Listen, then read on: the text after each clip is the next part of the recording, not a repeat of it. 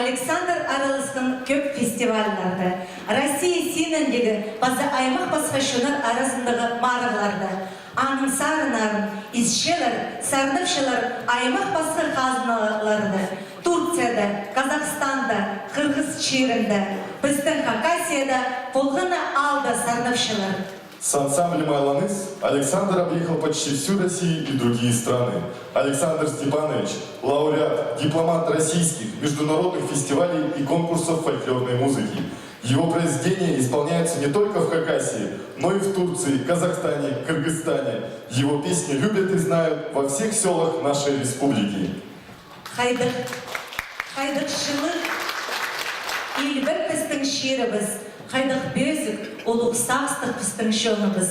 Андық шерді көріп, андық шоның сығып, қайди қайқыстық үнік болбысын.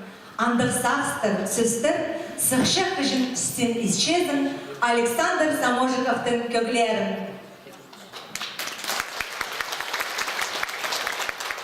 Когда живешь на такой древней, святой земле, где сам воздух пропитан мудростью хакасского народа, рождение таких талантливых и самобытных людей, как Александр Саможиков, совершенно неудивительно.